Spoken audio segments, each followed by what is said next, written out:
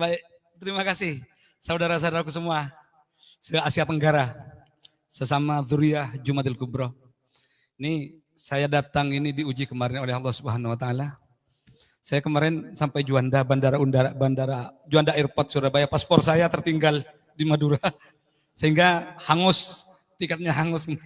Susul sampai di sini tadi malam, tidak bisa ke Kota Baru. Akhirnya bermalam di KL. Baru pagi tadi sampai sini. Alhamdulillah, luar biasa saya melihat support dan antusiasme saudara-saudara sekalian. Ini pertemuan lintas negara, lintas suku, lintas bahasa, lintas pulau. Lautan luas akan kuseberangi demi cinta. Allahu Akbar. Ini saya ini awalnya mau pakai gamis, mau pakai imamah. Seperti biasalah. Tapi sama Bunda Tun Suzana disarankan harus pakai pakaian adat. Agar kenapa? Agar kita berbeza-beza tapi tetap satu. Satu dzurriyyah Jumatil Kubro, satu darah. Amin, insyaallah. Ini Bang ya, Bang Teh. Ini merah putih ini filosofinya ini merah darahku putih tulangku. Wow. Merah darahku putih tulangku. Iya. Jadi lambang bahwa kedua unsur itu adalah unsur bagian daripada unsur kehidupan kita. Baik, baik. Terus kemudian kita ini pakaian adat Madura ini. Walaupun saya berbaju Madura, walaupun abang berbaju mana ini? Melayu. Walaupun ada yang berbaju santri semuanya, apalah artinya sebuah baju. Tapi yang penting hati kita satu. Hati kita cinta terhadap saudara-saudara kita. Mari kita bersatu sesama dzurriyyah Maulana Jumatil Kubro. Ya. Assalamualaikum warahmatullahi wabarakatuh. Bismillahirrahmanirrahim. Alhamdulillahirabbil alamin. Wa bihi nasta'inu ala umurid dunya waddin. Wassalatu wassalamu ala asyrafil anbiya wal mursalin. Sayyidina wa habibina wa syafi'ina wa maulana Muhammadin wa ala alihi wa sahbihi ajma'in. Subhanaka la ilma lana illa ma 'allamtana innaka antal alimul hakim. Rabbana iftah bainana wa baina qaumina bil haqq wa anta khairul fatihin. Qala ta'ala, a'udzu billahi minasy syaithanir rajim. Inna khalaqnakum min dzakari wa untha wa ja'alnakum syu'uban wa qabaila lita'arafu. Inna akramakum indallahi atqakum. Wa qala an-nabiy sallallahu alaihi wa alihi wasallam, ta'allamu min ansabikum ma tasiluna bihi arhamakum. Fa inna silatar rahim mahabbatun fil ahl. Al-hadith atau kama qala amma ba'du. Ashabul fadilah, para alim, para ulama, para kerabat-kerabatku, saudara-saudaraku, mulai dari Brunei, Malaysia, Filipina, Singapura, Thailand, Patani, Indonesia, rahimakumullahu jami'an. Panjenengan semua ini adalah saudara-saudara, walaupun hitungannya saudara jauh. Karena yang namanya saudara ini mengerti bahasa Indonesia kan ya? Karena yang namanya saudara ini tidak terbatas berapa pupu, selagi masih satu kakek itu namanya saudara. Kita sama-sama dzurriyyah dari Syekh Jumatil Kubro. Ini tentang Syekh Jumatil Kubro ini menarik sekali untuk kita simak. Karena apa? Karena beliau itu datuk daripada penyebar Islam di Asia Tenggara. Beliau termasuk datuk juga penyebar Islam di Indonesia, yaitu Wali Songo. Semuanya bersusur galur kepada Maulana Syekh Jumatil Kubro. Nah, kami di sini, saya Ilzamuddin yang sedang pakai baju preman ini. Khususon ini yang saya hormati, Dr. Fatih Gani. Semoga Allah panjangkan umurnya, Allah berkahi rezekinya, dan Allah barokahkan hidupnya. Amin. Allahumma amin. Dan tentang Syekh Jumatil Kubro, ini dimulai dari awal penelitian Na'at. Na'at ini adalah Naqabah Ansab Aulia Tis'ah. Lembaga pemersatu keturunan Wali Songo. Dan kerabat. Bukan hanya Wali Songo, tapi kerabat. Sepupu, dua pupu, wa abna'i umumatihim. Nah ini tentang risalah Jumatil Kubra. Ini kita susun berdasarkan manuskrip Jawa, berdasarkan manuskrip Yunan, dan berdasarkan manuskrip Bukhara. Nanti manuskripnya akan kita tampilkan di sini. Kita tidak bisa bicara kalau tanpa data, dan itu data cukup primer. Karena dengan teori ilmu nasab itu, semakin primer atau semakin kuno, semakin kuna suatu data, maka akan semakin valid. Semakin mayor suatu data, maka akan semakin valid. Maka kita cari data yang lebih primer dulu. Kita utamakan baru data-data sekunder. Lanjut, coba. Nah, ini sekilas mukaddimah tentang organisasi kita. Itu sudah jelas ayat-ayatnya, silakan dibaca sendiri. Tidak butuh penjelasan kalau orang sini tentang ayat Al-Quran ini. Ini adalah motivasi kita. Dasar-dasar kita bernakobah, bersatu dalam dzurriyyah. Lanjut. Biar cepat Bang, waktunya berapa menit Bang? Apa ringkas je dulu. Nanti Iya, baik. Ayo lanjut. Zero ringkas. Apa? Tak pakai slide pun tak apa. Biar sebentar. Ayo langsung. Nah, ini Naat ini adalah jam'iyah. Wah, bahasa Inggris ini. This association jam'iyah is called Naqab Ansab Aulia Tis'ah. Yang disingkat Naat. Lanjut. Ini sebentar. Ini barusan, ini kita deklarasikan tanggal 5 Januari tahun 2020 di Makbarah Syekhona Muhammad Khalil Bangkalan. Ini. Pelantikan Naat pertama jauh sebelum adanya polemik nasab di Indonesia. Naat sudah berdiri kokoh dan Naat sudah merajut persaudaraan. Lanjut.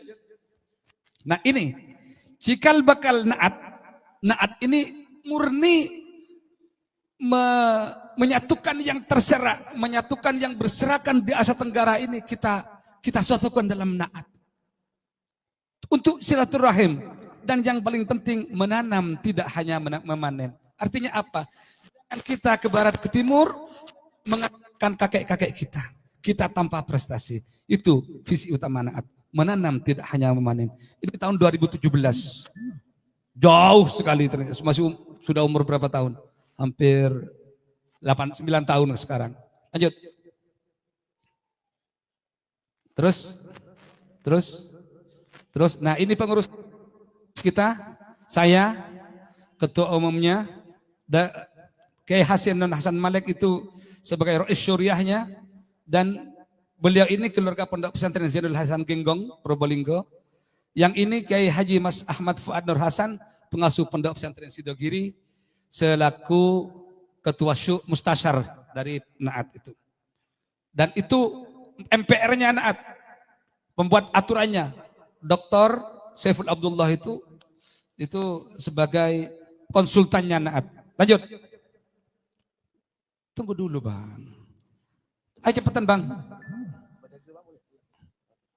Nah terus. Nah. Gak ada yang bahasa Indonesia ya. Baik. Lanjut. Nah, ini pada tahun 2018 Naat ini mengumpulkan manuskrip ya. Yang mana manuskrip yang berkaitan dengan silsilah Wali Songo. Karena pada tahun itu kita masih meyakini waktu itu tahun 2018 Wali Songo Azmat Khan masih keturunan dari Sayyid Abdul Malik bin Alawi Amul Faqih tahun 2000. Ketika kita kumpulkan manuskrip pada waktu itu, manuskrip kami mulai tahun 1650 kita ada, paling tua itu 1650, tidak satu pun yang menulis Jumatil Kubra itu intisab kepada Abdullah bin Abdul Malik Azmat Khan. Tidak ada. Kita punya 3 peti Bang manuskrip itu. Mau saya bawa takut ya biaya apa namanya? Biaya kargo. Sehingga kita cukup kopikan sebagian. Nah ternyata di manuskrip jauh itu ya, semuanya itu tertulis silsilah Jumadil Kubro versi pendek. Versi pendek ada mungkin sampai ke Rasulullah, ada sampai 10 turun. Udah sampai banyak, semuanya diringkas versi pendek. Nah, sampai sekarang Naat ini dengan tersebar di seluruh Indonesia, ada di 29 DPC dan 6 DPW, 6 provinsi, kita kumpulkan manuskrip semuanya itu.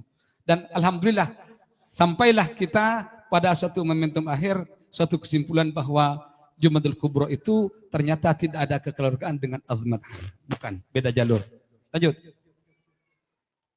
Nah ini itsbat sertifikat nasab Naat yang dikeluarkan oleh Naqaba Ashraf di Mamlakal Maghribiyah Syarifah. Ini Maroko tahun berapa itu? Tahun 2019.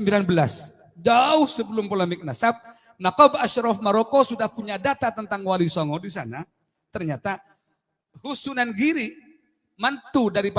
keturunan dari mantu daripada Jumadil Kubro. Nah, ini nasabnya ke Sultanil Aulia Syekh Abdul Qadir Al-Jilani yang datanya ada di Maghrib di Maroko dan sudah diisbat itu. Tahun 17 Desember 2019 sebelum adanya polemik nasab. Para hadirin, para hadirat, mustami'in, mustami'at, rahimakumullah. Kami ini bukan tidak mau kepada Al-Madhan, bukan.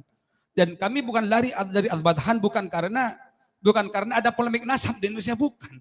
Itu sejak 2019 kita sudah tidak ke Al-Madhan. Buktinya.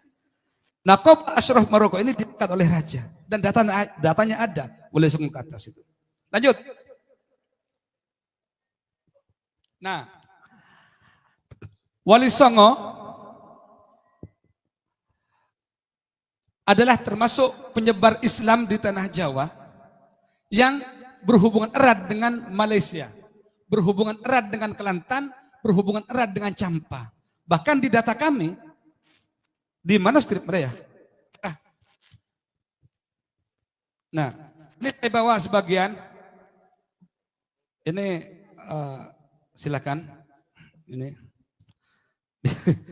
dengan silakan diterjemah sendiri ya. Di sini tertulis bahwa Maulana Jumadil Kubro itu adalah pernah tinggal di Jeddah. Pernah tinggal di Jeddah. Saya bingung dulu Jeddah itu di mana? Jeddah itu. Nah, baru kemarin ini sampai di Kelantan ternyata Jeddah itu di Teluk Mano. Di Cermin. Oh, Teluk Mano. Ya. Ya. Jeddah itu di sana, ada di situ Syekh Wadi Jeddah. Syekh Wadi Jeddah.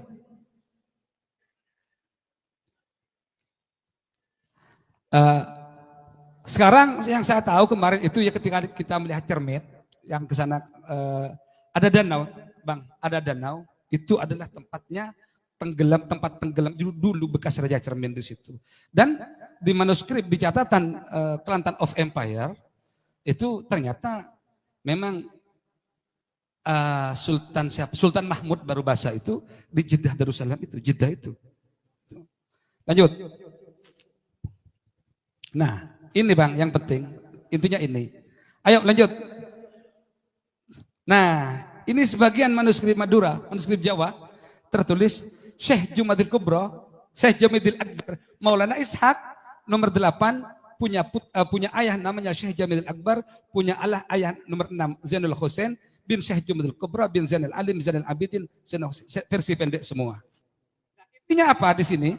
Di sini cuman ada satu nama daging, nama asli itu Zainal Husain. Ayahnya Syekh Jamidil Akbar. Nomor 6, Zainal Husain. Ini manuskrip tahun 1800. Lanjut. Nah, ini juga sebagian. Ini semuanya Husain Syekh Jamidil Akbar berbuat sama Isa. Semua menyebut nama Husain. Nah, jadi sehingga nama Husain itu yang bisa kita lacak sebagai ayah daripada Syekh Jamidil Kubro, kakek daripada Maulana Ibrahim Asmoro atau Maulana Isa, kakeknya. Jadi kesimpulan sementara Syekh Jumadil Kubro bin Husain. Makanya dulu populer Syekh Jamaluddin Husain. Ternyata Jamaluddin bin Husain. Lanjut. Nah, kemudian di mana kita menemukan suatu makalah, ternyata Jumadil Kubro itu adalah keturunan daripada Sayyid Al-Ajal Syamsuddin Umar Al-Bukhari. Cuman silsilahnya kita belum ada. Ketika kami ke Yunan, kami menemukan suatu manuskrip di Yunan tahun 1600-an. Nih, itu silsilahnya. Ini kita dapat dari Naqab Ashraf Pakistan. Nih. Itu Husain bin Nasruddin bin Syamsuddin ternyata punya putra 7. Satu, Sayyid Jamaluddin Sayyidah Ummu Kulthum. Ini yang menikah dengan orang India yang turun ke Nakib Pakistan. Nah, Sayyidah Ummu Kulthum ini. Yang kedua, Sayyid Jamaluddin Al-Kabir. Ini adalah menurut referensi kami, itu adalah nama lain daripada Syekh Jumadil Kubro. Karena apa? Jamaluddin Al-Kabir bin Husain.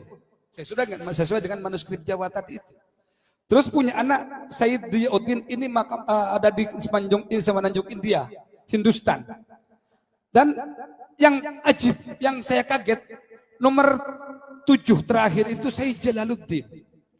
Sayyid Jalaluddin ini menurut Babat Tuban, Jawa Timur, naskah Tuban menulis bahwa Sunan Kalijogo ini adalah cucu daripada Arya Teja yang bernama Daging Abdurrahman putra Syekh Jalaluddin Kiai Makam Dawa Doromukti Jalaluddin, dan masih berkerabat dengan Sunan Ampel. Nah, sehingga sudah ketemu susur galur di situ bahwa Sunan Kalijaga itu bongkolnya kepada Syekh Jalaluddin, sementara Sunan Ampel kakaknya menikah cucu daripada Syekh Jamaluddin. Hal ini dibuktikan dengan perkawinan. Sunan Ampel menikah dengan Nyai Ageng Manila. Siapa Nyai Ageng Manila? Nyai Ageng Manila ini orang Filipina. Makanya dinamakan Nyai Ageng Manila. Saya juga ternyata keturunan Filipina. Ada yang dari Filipina? Ada yang dari Filipina? Ada berapa orang tadi? Come from Filipina? Which one? Came from Filipina? Ada yang masuk ke sidang, Pop. Ada sidang. Ada sidang. Oh. Nah, ini Sunan Ampel menikah dengan Nyai Ageng Manila. Nyai Ageng Manila ini adalah putri daripada Sayyid Jalaluddin waktu ada di Manila. Wah, jangan kaget ya. Tunggu dulu. Makanya di Madura ada, di sini ada Nyai Ageng Manila tertulis. Nah, turun kepada, sehingga tradisi menikah sepupu, 2 pupu, 3 pupu ternyata dimulai sejak dulu. Ini Sunan Ampel menikah dengan kerabatnya sendiri. Mempunyai anak Sunan Derajat, Sunan Bonang. Turun kepada kita ini. Bahkan, Pak Dokter, di DNA saya ini, kita sudah uji hampir 100 orang cucu Wali Songo yang punya manuskrip, Pak Dokter. Nanti kalau mau dipresentasikan siap diperagakan di sini. Itu dari migration map-nya, dari autosomalnya, originnya, asal usulnya, saya ini 22% dari Filipina. Filipina. 22%. 7% Kalimantan Utara, 7% Kalimantan Selatan, dan lainnya itu Jawa bagian barat, termasuk Malaysia ini. Yang paling besar, paling dominan Jawa bagian barat. Indonesia bagian barat termasuk Jawa bagian barat, termasuk Malaysia ini. Itu dari origin cucu Wali Songo rata-rata di situ. Dan DNA-nya nanti. Pamungkas DNA tidak penting. Kita ilmu nasabah, manuskrip dulu, by data. Nah, terus kemudian coba lagi manuskrip Bukhara tadi. Jadi ada ketersambungan data, ada ketersambungan manuskrip antara data Jawa sampai kepada Husain. Nah, Husain ternyata ada namanya yang bernama Jamaluddin, bersaudara dengan Jalaluddin yang menjadi penguat, Jalaluddin, ke kakeknya Sunan Kalijogo. Bin Husain, siapa Husain? Ternyata bin Nasruddin. Nasruddin bin siapa? Bin Syamsuddin Umar, gubernur Yunan pertama. Syamsuddin Umar itu gubernur Yunan pertama, migrasi, bukan asli Cina. Migrasi asal Bukhara, Uzbekistan. Sehingga wajarlah kalau orang-orang Indonesia, orang-orang Malaysia, orang-orang Filipina matanya agak sipit-sipit sikit? Wajar. Wajar kan? Mata saya pun sipit. Sipit-sikit. Wajar. Karena apa? Karena dari garis ibu kita itu ada darah-darah Mongolnya juga. Kalau saya juga ada darah Indochinanya lewat Filipina. Ya Manila itu. Nah ini manuskrip ini bukan kata saya, tapi katanya data, katanya manuskrip. Lanjut. Jadi sebentar. Jadi Syed Samsuddin Umar itu putranya Syed Kamaluddin. Syed Kamaluddin putranya Syed Haji Samsuddin Umar Al-Bukhari bin Syed Imamuddin. Siapa ke atasnya? Ayo lanjut ke manuskrip Bukhara. Pokoknya Pak Dokter, saya sudah konfirmasi, sudah ke Bukhara ini Pak Dokter. Sudah cari data, dapat data itu. Itu silahkan dibaca sendiri ke atasnya. Ternyata di situ Syed Samsuddin Umar punya ayah Syed Imamuddin, ya, bin Qasim, bin Muhammad Sya'ban, ada di situ semua, bin Husain. Lanjut satunya lagi. Nah, terus yang lebih lengkap lagi. Nah, ini yang manuskrip Bukhara. Sampai kepada Imam Al-Ridha dan Imam Musa Al-Kadzim di situ. Kalau sudah Imam Musa Al-Kadzim, ke atasnya jelas intiha ila Rasulillah Muhammad sallallahu alaihi wasallam melalui putrinya Siti Fatimah Az-Zahra. Nah, ini berdasarkan manuskrip yang kita teliti. Dan juga didukung oleh apa? Lanjut. Daya dukungnya, pertama persamaan budaya. Ini loh, lihat. Muslimah Bukhara cara berpakaiannya. Ini muslimah Jawa loh, ibunya Gus Dur ini. Yang tengah ini muslimah Jawa ini. Itu muslimah Cina, muslimah India, suku Uyghur. Lihat cara berpakaiannya. Daya dukungnya. Ada kesamaan antara Bukhara, Jawa, Cina, India sama. Uyghur juga ada kesamaan. Cara berpakaian orang-orang dulu loh ya, bukan orang-orang sekarang. Orang-orang dulu nih, zaman dulu. Nih. Sama. Artinya apa? Mereka itu ya Islam, tapi tidak pakai hijab. Tidak pakai hijab. Seperti inilah. Seperti orang-orang dia ke Mekah kan tangannya terbuka biasa. Nah. Terus kemudian lanjut. Terus batu nisan. Nah, ini batu nisan. Batu nisan Malik Ibrahim yang dicatatkan kami sebagai dzurriyyah daripada Jumdul Kubra ada kesamaan dengan Makam Sultan Pasai Malik As-Saleh. Modelnya sama. Seperti itu. Ini made in Gujarat. Jadi antara Asia Tenggara dengan Gujarat itu sudah dulu itu sudah ada komunikasi. Tidak langsung Timur Tengah, tidak. Gujarat dulu. Kita akui, kita itu Islam itu paling baik. Kita ngakui Islam kita itu Islam Asia Tenggara ini paling baik. Ya, padahal Islamnya bukan langsung dari Timur Tengah. Bukan langsung dari Madinah. Kalau langsung dari Madinah, ya seperti sekarang. Aku tidak mau tahlil. Lanjut. Nah, madhab juga. Madhab ini data di kami bahwa Demak, kerajaan Demak yang dikomandani oleh Raden Patah menantu Sunan Ampel, menurut Babat Pajang selama 70 tahun Demak berdiri itu bermadhab Hanafi. Kemudian seiring dengan runtuhnya dinasti Ming beralih ke Syafi'i. Jadi awalnya bermadhab Hanafi. Orang-orang yang berpakaian seperti tadi itu awalnya bermadhab Hanafi, kemudian kita beralih ke Syafi'i sampai sekarang amaliyah Hanafi di Jawa masih ada. Para kiai-kiai tebur, ininya terbuka semua. Tapi Syafi'i madhabnya.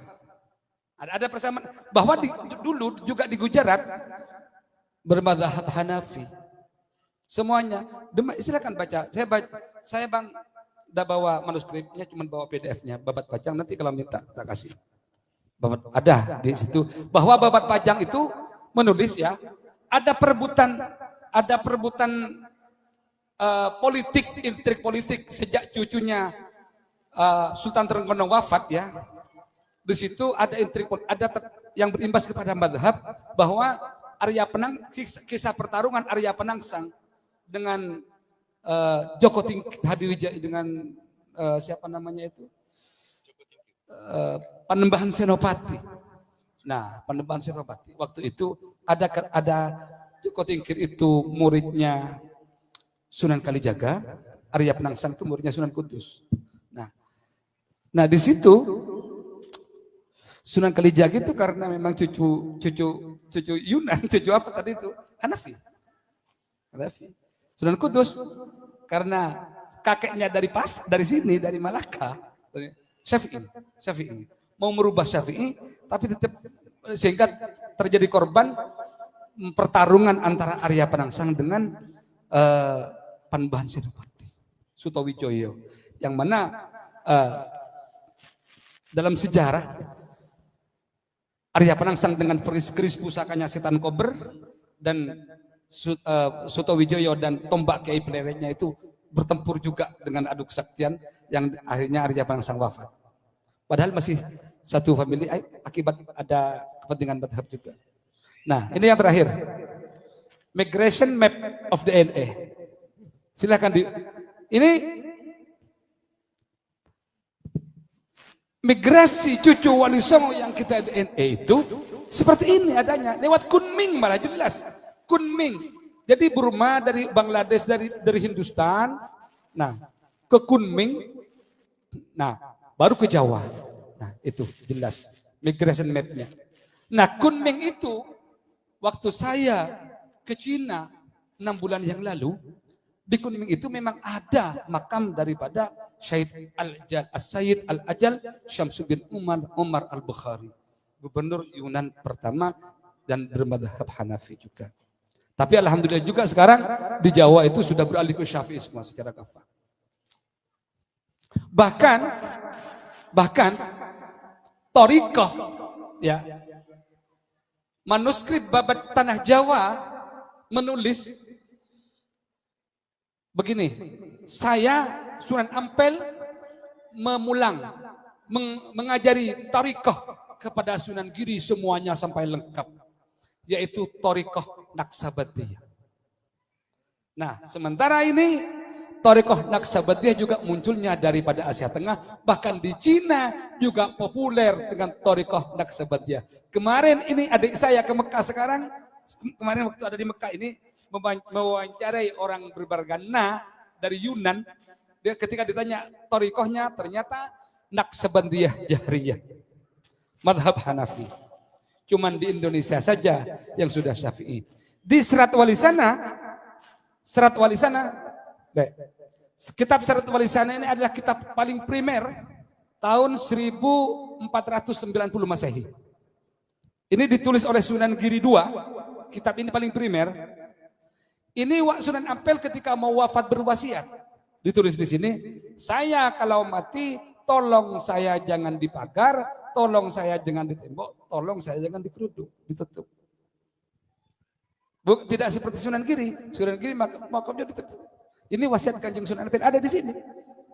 Ini hal-hal seperti ini juga Hanafiah memang seperti itu. Ya, seperti itu. Ini bekas-bekas jejak.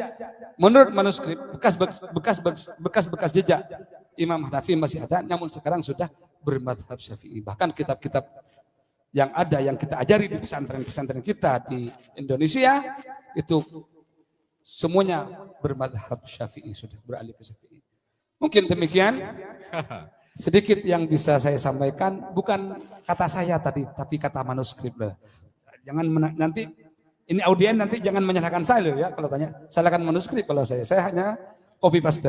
Terima kasih. Assalamualaikum warahmatullahi wabarakatuh. Waalaikumsalam. Jadi Pak Kiai ini dah tapau semua soalan abadi. Semua soalan kita nak tanya dah tapau dalam satu persembahan. Tapi tak apa, sebenarnya kalau ada yang keliru, confuse bab sejarah ni, tadi Kiai cuba untuk menunjukkan kita jalur nasab Syekh Jabir Al-Kubra, usul silsilah, furu' silsilah ni tak ada masalah sangat. Puruk ni kat bawah Syekh Jamil Kubro, ke bawah Kesultanan Wali Songo. Tapi Pak Kiai tadi cuba membawa usul kepada Syekh Jamil Kubro ke atas. Jalurnya ke atas, kan? Ada disebutkan tentang budaya tadi, ada ditunjuk tentang mazhab tadi, ada ditunjuk tentang makam tadi, malah ada ditunjukkan tentang darah tadi, DNA. Sekarang ni sikit-sikit orang nak cek DNA, kan? Jangan main sekarang ni. Ada nanti ada yang darah USA pun ada nanti kan, kalau cek tiba-tiba. Kan? Jadi Pak Kiai tu cuba membawa kita tentang penjelasan siapakah ayah Syekh Jamaluddin Al-Kubro, yang dinasabkan kepada kata Said Hussein. Said Hussein yang ada dalam manuskrip yang lama. Tahun 1650 dah ada manuskrip yang menceritakan Syekh Jamaluddin Al-Kubro bin Said Hussein bin Said Nasaruddin bin Syed Ajal Muhammad Syamsuddin, kan, sampai dan ke atas je lah, sampai Imam Buddin Qasim dan sebagainya. Jadi itu satu kajian daripada Naat lah, daripada Naat tentang nasab silsilah Syekh Jamaluddin Al-Kubro. Tambahan ya, sedikit ya. Tambah lagi. Ayo, lagi diulang terakhir ada yang itu isbat. Kembali kepada isbat nasab terakhir, Mbak.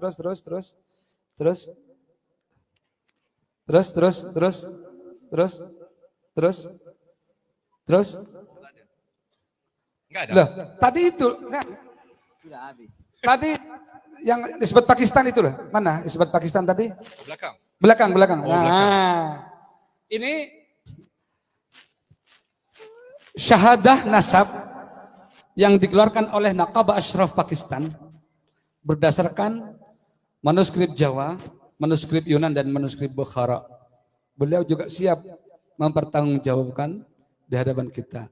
Karena kita telah teliti bersama, karena ini kita sudah ikhtiar, umpamanya salah, kita tetap dapat 1 pahala, kalau benar dapat 2 pahala. Itu ikhtiar kita. Dan ini sudah diakui oleh Naqaba Ashraf Pakistan. Bahkan kami sudah berkomunikasi dengan Naqaba Ashraf Uzbekistan, Ahlul Balad, tempat asal muasal daripada Maulana Syekh Jamaluddin Kubro. Kemudian oleh Naqib Pakistan Syekh Said Ilham Bahadir itu dipasrahkan kepada Naqib Pakistan tentang Wali Songo.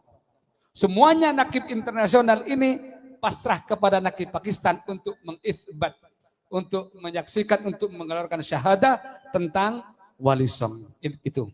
Terus lagi, satunya lagi.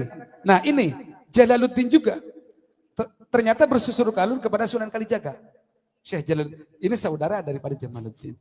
Bagi dzurriyyah Wali Songo di Asia Tenggara ini yang ingin mencatatkan nasabnya, ingin dikeluarkan syahadatnya kepada Naat, karena Naat secara undang-undang bisa mengeluarkan syahadat terhadap itu, baik yang jalur laki-laki atau jalur perempuan, silahkan mendaftar di Naat. Caranya mendaftar di situ sudah ada. Kalau di sini bisa dengan Abang Long Samsul Arifin, pengurus cabang Naat Istimewa Malaysia. Besok di Patani juga akan kita buat, semoga di Filipina dan Brunei Darussalam juga ada. Nah, seperti ini surat pernyataannya, formulirnya untuk mencatatkan diri ke nasabnya kepada Syekh Jamaluddin Kubro. Lanjut terus. Baru setelah ini sudah ditahqiq oleh tim Naat, setelah dicocokkan dengan data induk, karena kita punya data induk juga terhadap keturunan-keturunan Jamaluddin Kubro ini, baru kita akan keluarkan syahadahnya atau sertifikatnya. Semoga harapan saya, bagi yang merasa dzurriyyah Jamaluddin Kubro, tunjukkan akhlak yang baik. Jangan kemana-mana mengandalkan nasab. Karena apa? Karena paling mulianya manusia itu bukan di nasab, tapi di takwa. Jika ingin menjadi orang mulia, maka jadilah orang takwa. Inna akramakum indallahi atqakum. Dan jika kita ingin naik derajatnya, bukan pada nasab, tapi karena apa? Pada iman dan ilmu. Yarfa'illahu alladhina amanu minkum walladhina utul ilma darajat. Tapi bapak-bapak, ibu-ibu, saudara-saudaraku, nasab ini bisa dijadikan support pada anak cucu kita. Nak, kamu cucu seorang wali, nak. Mau kamu jangan seperti itu, bikin malu-malu datukmu. Nah itu. Sehingga pentingnya perlu nasab agar mensupport anak kita agar menjadi orang yang baik, meniru kakek-kakek buyutnya. Itu pentingnya ilmu nasab. Bahkan Sayyidina Ali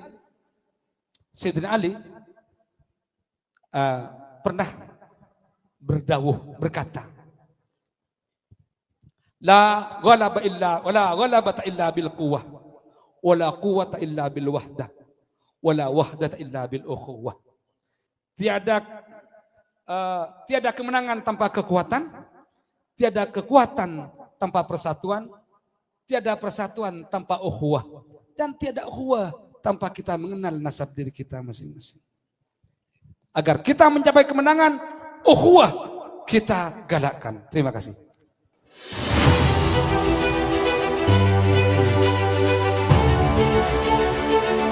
Seterusnya, silakan Abang Isyam menyampaikan keadaan kepada Ustaz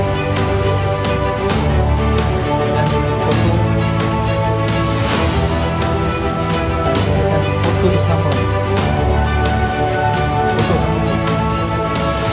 foto bertiga.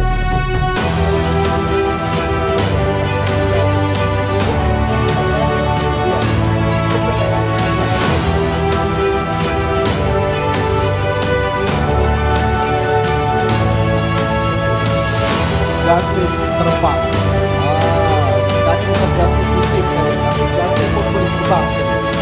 Jadi petang nanti insyaAllah kita sama-sama menuju ke pusat Islam untuk melihat persembahan saudara tradisi Negeri Kelantan, insyaAllah.